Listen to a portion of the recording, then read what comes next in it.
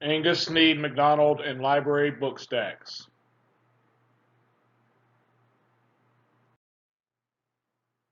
Macdonald was an architect and businessman from 1915 to 1952, the president of Snead and Company. They manufactured the innovative Bookstack.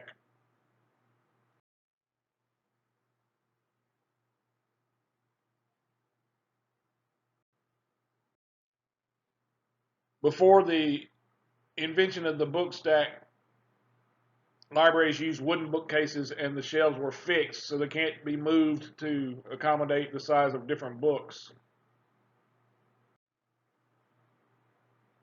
And public literacy initiatives drove the need for bookshelves that could accommodate larger collections. As a matter of fact, the New York Public Library had 75 miles of new bookshelves in 1910, and the wooden shelves just wouldn't work.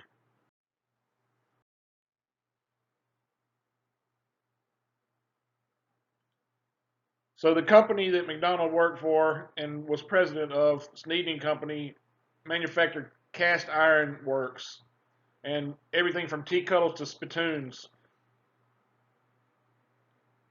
The company decided they would make these bookshelves and use metal in their cast iron work to solve the bookshelf crisis. So they designed, patented, manufactured, and installed hundreds of miles of new shelf space from 1890 to 1950.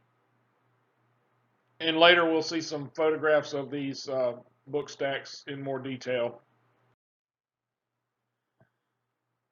So the innovations Macdonald came up with was a standardized length of a bookshelf to 3 feet, and it reduced cost, but it also gave interchangeable parts.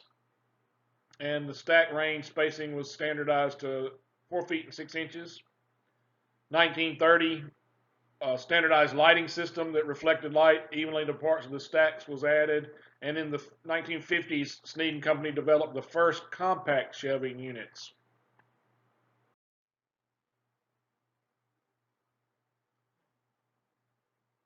Flexible, economical, informational, comfortable, and reliant on artificial illumination and ventilation. That was his idea of what libraries should be.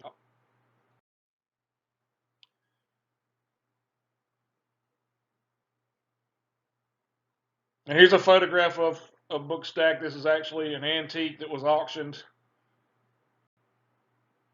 recently. The book stacks were multi-tiered, self-supporting. They allow more books to be housed.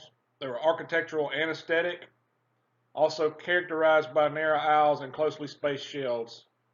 The Z-notch allowed each shelf to be moved up and down to accommodate the height of books, which was not available with those wooden shelves we spoke about earlier. Early book stacks were made of exposed steel or cast iron columns that served as structural reinforcements for the building.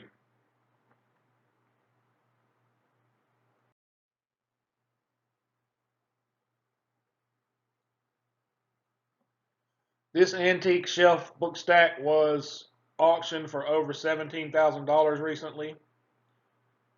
You can see the notches in the front. That's the ability to take those shelves and move them up and down.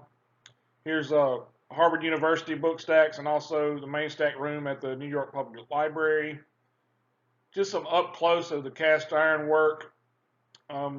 This is an antique, but you can see what kind of shape it's still in. The University of Michigan and the Brooklyn Public Library. There's those Z notches, and you can see how the shelving can come out and be moved up and down to accommodate the size of the books. Columbia University.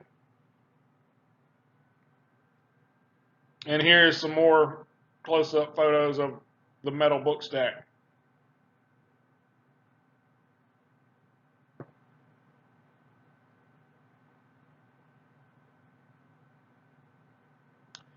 And that's his patent drawing from 1924, the Angus Snead Macdonald book stack.